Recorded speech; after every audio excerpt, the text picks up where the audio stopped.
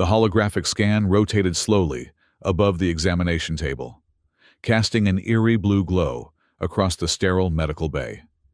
42 broken bones glowed angry red against the translucent skeleton, each fracture meticulously labeled with its own damage assessment. The medical alert system continued its monotonous warning. Critical skeletal integrity failure. Patient viability. Negative. Recommend immediate stasis protocol. Crash sat on the edge of the table, casually sipping a cup of synthetic coffee. You understand what I'm telling you, right? Dr. Girat's 4 eyes blinked in rapid succession, a sign of extreme agitation among his species. According to every medical parameter in our database, you should be dead. In fact, based on the degradation patterns of these fractures, you technically died 3 days ago. Crash shrugged, then winced slightly at the motion. It was just a tough stretch of the mission, that's all. The medical bay of the Avalon 7 exploration vessel housed the most advanced multi-species medical technology in the known galaxy. Normally, the cold efficiency of the space inspired confidence. Today, it felt woefully inadequate as 5 of the ship's top medical officers huddled around their inexplicable human patient. Dr. Frylex, the evolution specialist, clicked her mandibles thoughtfully. I've studied 17,000 species, and none, I repeat, none, continue basic biological functions with this level of skeletal compromise. She gestured at the scan with one of her upper appendages. The pain alone should have induced terminal shock. Crash took another sip of coffee. It does hurt quite a bit. Dr. Girat slammed his datapad onto the nearest counter. The sound echoed through the bay, causing several automated diagnostic systems to recalibrate. Quite a bit. Your femur is in 3 distinct pieces. Your 4th, 7th, and 9th ribs have punctured your left lung. You have spiral fractures along both radii. I used a lot of bioadhesive. Crash demonstrated by holding up his forearm, where a faint blue glow could be seen beneath the skin. Got creative with the emergency kit. Dr. Zarat, a hulking figure with granite-like skin and 6 fingers on each hand, stepped forward.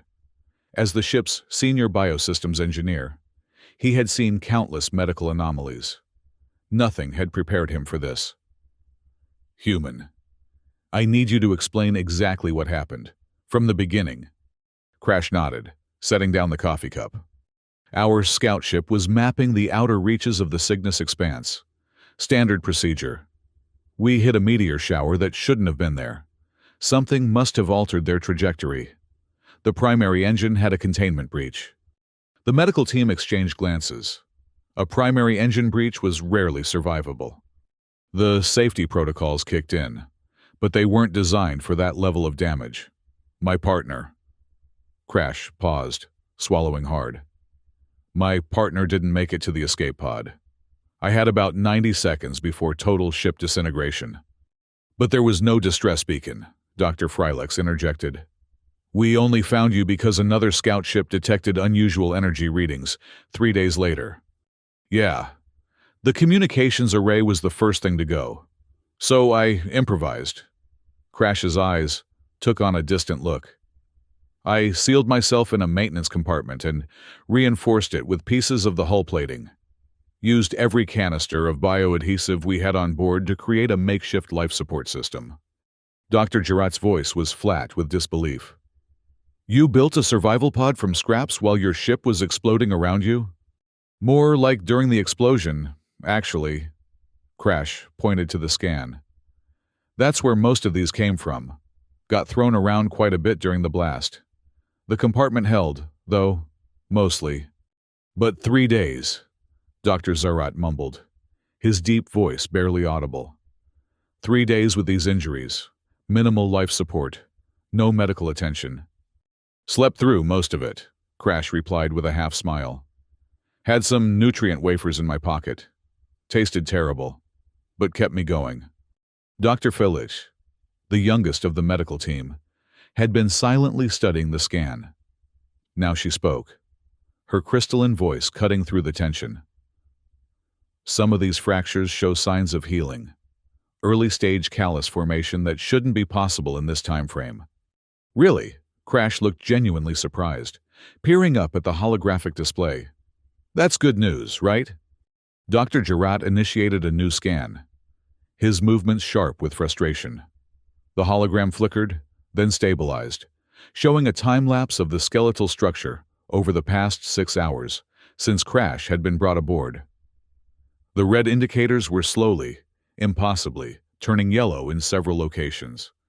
Self-repair at this rate defies explanation, Dr. Freilich murmured. Many species rely on hibernation or stasis to accelerate healing, but you've been conscious the entire time. Humans don't hibernate, Crash confirmed, though a nap sounds pretty good right about now. Dr. Zarat was already pulling up comparative data on his terminal. The evolutionary history of humans includes repeated global catastrophes, doesn't it? Asteroid impacts, ice ages, plagues, warfare. Crash nodded. We've had our share of bad days. Perhaps, Dr. Zarat theorized, humans didn't evolve simply to survive chaos. They were shaped by it, made for it. Before anyone could respond, the ship's emergency alert system activated. Red lights pulsed throughout the medical bay as Commander Vorex's voice crackled over the intercom. Attention all personnel. We've received a distress signal from the exploration vessel Horizon 9. They're trapped in the Scylla asteroid cluster with critical systems failing. Rescue teams to launch bay immediately. This is not a drill. Crash was on his feet before the announcement finished, already reaching for his tattered uniform. What do you think you're doing? Dr. Gerard blocked his path, all 4 eyes wide with alarm. Going to help, Crash replied, as if it were the most obvious thing in the world. You are a walking collection of bone fragments, barely held together by tissue and sheer stubbornness. Dr. Gerard snapped. You are not cleared for any duty, let alone a rescue operation. Crash fixed the alien physician with a steady gaze. There are people in trouble. I'm a scout pilot with asteroid field experience. You need me. We need you alive, Dr. Felish interjected gently. And you're in no condition to... Dr. Gerard, Crash interrupted. In your professional opinion, should I already be dead? The medical officer hesitated, then grudgingly admitted. By all medical standards, yes. Then I'm already operating on borrowed time. Crash smiled. Might as well make it count. The command center was a flurry of activity when they arrived. Crash moved with careful precision, each step measured to minimize the grinding sensation in his fractured bones. The medical team followed, a procession of increasingly agitated aliens. Commander Vorex, a tall, willowy being with iridescent skin, looked up from the tactical display. We've got the Horizon's coordinates, but the Scylla cluster is highly unstable. The gravitational forces alone could tear a rescue ship apart. Not if you approach from the polar axis, Crash said, stepping forward. The gravitational web is weakest there. The commander's eyes narrowed as she took in Crash's condition. You look terrible. Thanks. I feel terrible too. Crash gestured toward the display. But I've navigated Scylla before. Let me help. Commander Vorex glanced at Dr. Gerard, who was practically vibrating with objection. Is he cleared for duty? Absolutely not, the doctor declared emphatically. This human has 42 broken bones and counting. He should be in intensive care, not mission planning. 42? The commander looked impressed despite herself. And you're still standing? Crash shrugged. I'm a motivated individual. Commander Vorex studied him for a long moment, then nodded. We need every experienced pilot, but you're on advisory status only. No field operations. Understood, Crash agreed, though something in his expression made Dr. Gerard deeply suspicious. The rescue ship preparation was a blur of activity. Crash found himself surrounded by medical staff as they fitted him with additional support braces and pumped him full of stabilizing compounds. His bones ached with each heartbeat, but he focused on the mission parameters displayed on the nearest screen. The Horizon's life support is failing, he murmured, studying the readouts. They've got maybe 4 hours left. Which is why we're sending our best pilots, Dr. Falick reminded him as she adjusted a brace around his torso. Crash nodded absently, his mind already plotting trajectories through the treacherous asteroid field. The approach vector needs to be precisely calculated. Too steep, and the ship gets pulled into the gravity well, too shallow, and you bounce off the field's edge like a stone on water. Dr. Jarrett, who had been monitoring Crash's vital signs, looked up sharply. You're speaking as if you're going on this mission yourself. Just thinking out loud, Crash replied innocently. 20 minutes later, as the rescue ship prepared for launch, alarms blared throughout the hangar bay. Security personnel rushed toward the vessel, responding to an unauthorized boarding alert. By the time Dr. Jarrett arrived, Crash was already strapped into the co-pilot seat, calmly reviewing the pre-flight checklist. "What do you think you're doing?" Dr. Jarrett demanded, his voice rising to a pitch that made the ship's sensors flutter. Crash didn't look up. "Following orders, advisory status only. I'm just here to guide the approach." "You manipulative, self-destructive." Dr. Jarrett was cut off by Commander Vorex's voice over the comm system. "Doctor, we don't have time for this. The rescue ship launches in 2 minutes, with or without your approval." Dr. Jarrett stared at Crash, who finally met his gaze. "I know what I'm doing," the human said quietly. "And I know what I can handle." "You have no idea what your body can handle," the doctor retorted. "You're operating on adrenaline and misplaced heroism." "Maybe," Crash conceded, "but those people on the horizon need every advantage they can get. I'm that advantage." In the end, there wasn't time to argue. The rescue ship launched with Crash aboard, leaving behind a fuming medical team who immediately set up a remote monitoring station to track their patients' vital signs. The journey to the Scylla cluster took 47 minutes. With each passing moment, the asteroid field loomed larger on the view screen, a chaotic jumble of rock and ice fragments orbiting a collapsed neutron star. The gravitational distortions were visible even to the naked eye, warping light like ripples in a pond. "Approach vector calculation complete," announced the pilot, a Tyrellian with enhanced spatial awareness. "Beginning deceleration sequence." Crash studied the trajectory display, frowning. "That approach is too conservative. We'll lose valuable time." "It's the safest route," the pilot responded tersely. "Safe won't save those people," Crash pointed out. "We need to use the slingshot maneuver." The entire bridge crew turned to stare at him. The slingshot was a theoretical navigation technique, using a large gravitational body to accelerate a ship beyond its normal capabilities. It had never been successfully attempted in an asteroid field. "That's suicide," the pilot said flatly. Crash pointed to a massive ice asteroid near the field's center. "That one. It's stable enough to provide the gravitational anchor we need, and it'll cut our approach time by half. And if the calculations are off by even a fraction of a degree, then we become part of the asteroid field." Crash's face was grim but determined.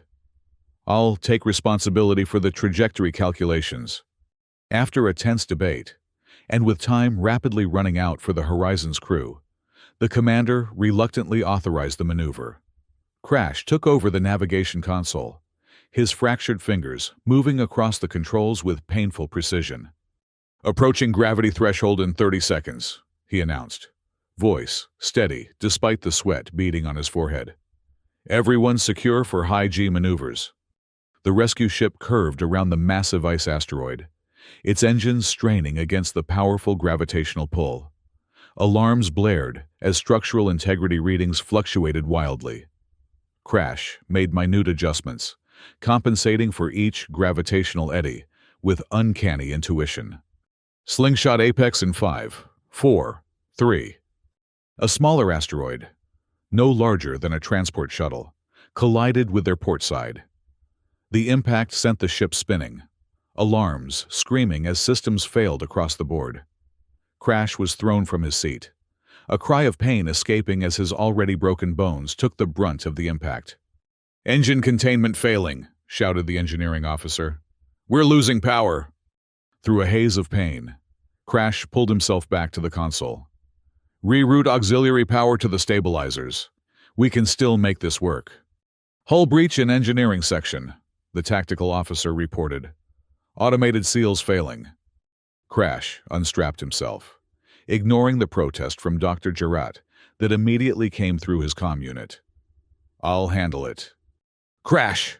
Don't you dare leave that seat!" the doctor's voice commanded.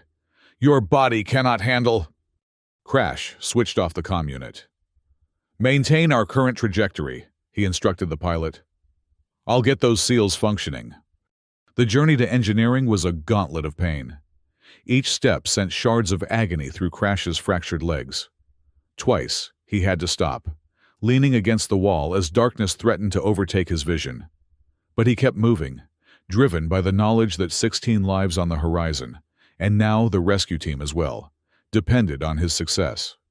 Engineering was chaos. The hull breach had been temporarily contained by emergency force fields, but they were flickering dangerously as power fluctuated. The heat exchanger that regulated the engine core temperature had been damaged, leaking plasma coolant into the chamber. Crash assessed the situation quickly. The automated repair systems were attempting to seal the breach, but the damage to the heat exchanger was beyond their programming. Without it, the engines would overheat and shut down, leaving them stranded in the asteroid field. "Manual override," he muttered, dragging himself to the engineering console. The ship shuddered around him as another gravitational wave hit them. Warning lights flashed across the display. Engine temperature critical. There was only one option. The heat exchanger needed to be reconnected manually, a task that would expose him to dangerous levels of radiation and coolant vapor. Crash grabbed a repair kit from the wall and a breath mask that would provide minimal protection at best. As he worked open the access panel to the exchanger, he could feel his broken ribs shifting with each breath. The pain was becoming a distant thing now, separated from him by a strange sense of detachment. He knew that was a bad sign, shock setting in, but he didn't have time to worry about it. The coolant vapor hit him like a wall of ice as the panel came free. Crash's skin burned with cold, and his lungs seized despite the mask. Forcing himself to breathe, he reached into the swirling mist, feeling for the disconnected coupling with fingers that could barely sense pressure through the pain. Back in the medical bay of the Avalon 7th, Dr. Jarrett and his team watched Crash's vital signs with growing alarm. His heart rate was dangerously elevated, oxygen levels plummeting, and the bone stress indicators were off the charts. "He's killing himself," Dr. Freilich whispered. Dr. Jarrett said nothing, his eyes fixed on the medical telemetry. According to every principle of medicine he knew, Crash should have lost consciousness minutes ago, yet the human kept going, his life signs fluctuating but never quite failing. In engineering, Crash finally located the coupling. The metal was brittle with cold, threatening to shatter at the slightest pressure. With excruciatingly slow movements, he guided the two pieces together, using the bioadhesive from his medical kit to create a temporary seal. "Hold," he whispered through gritted teeth. "Just hold together." The ship lurched again, and Crash was thrown against the exchanger. Something gave way in his chest. Another rib, he thought distantly, but the seal held. The coolant began to flow properly again, and the engine temperature warnings shifted from critical to merely dangerous. Crash dragged himself back to the control panel, leaving a smear of blood on the floor behind him. His hands were numb, the skin blistered from coolant exposure, but he managed to initiate the restart sequence for the heat regulation system. "Engine stability restored," the computer announced tonelessly. Crash smiled faintly. "About time something went right," he murmured, before sliding to the floor as consciousness finally fled. He awoke to the sound of urgent voices and the sensation of movement. Opening his eyes, Crash found himself on a stretcher, being rapidly transported down a corridor. above him. Dr. Zarat's stone-like face swam into view. "Welcome back," the doctor said, his deep voice oddly gentle. "You've been unconscious for 22 minutes. Crash tried to speak, but his throat was raw from the coolant vapor. "Horizon," he managed to rasp. "Rescued. All 16 crew members alive, though several are in critical condition."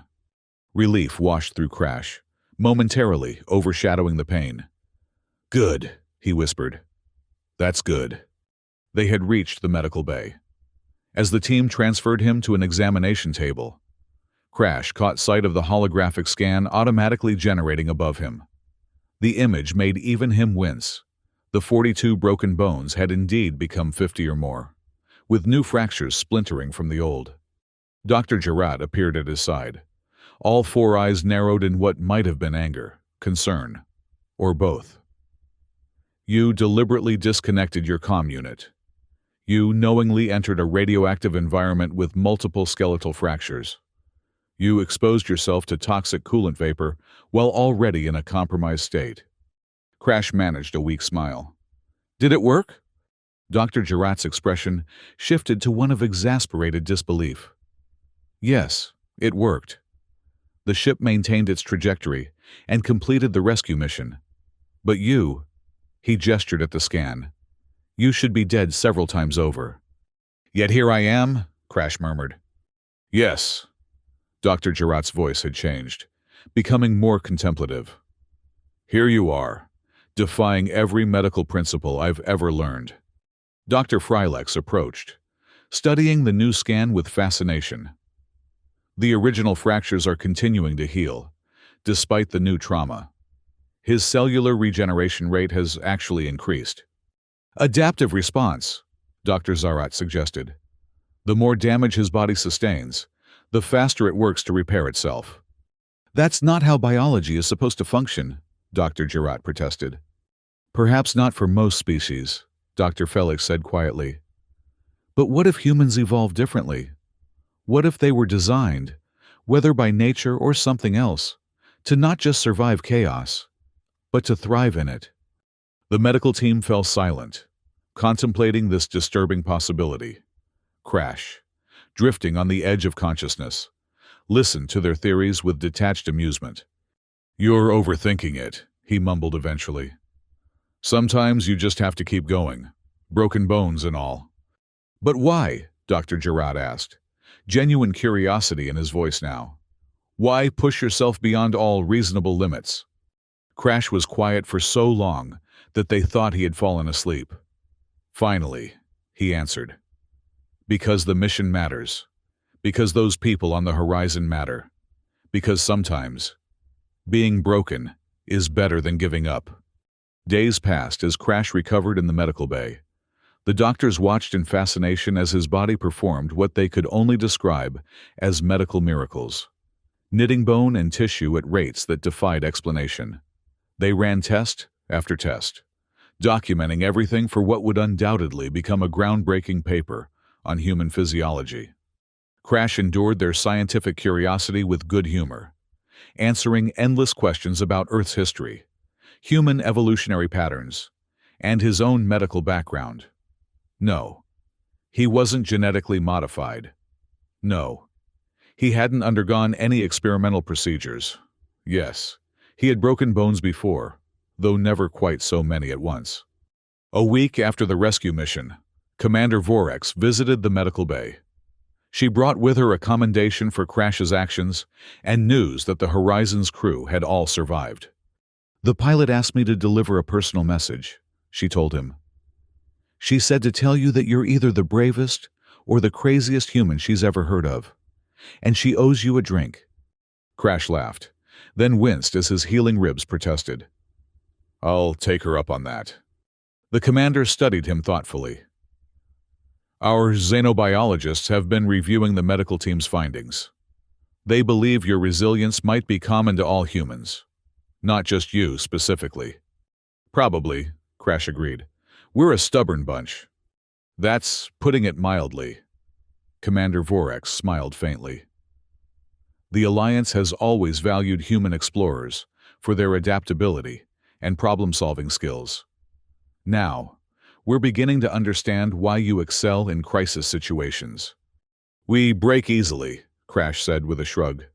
But we heal, and we learn from the breaking. As the commander left, Dr. Gerard approached with the latest scan results.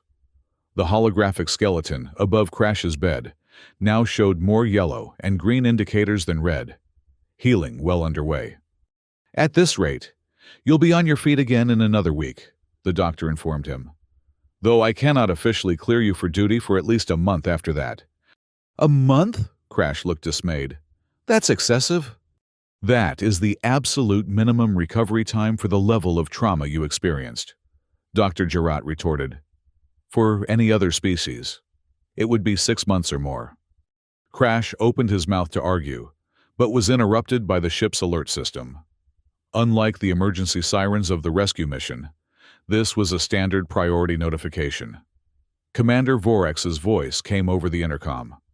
Attention exploration team leaders. We've received coordinates for an uncharted planetary system in the Castor Expanse.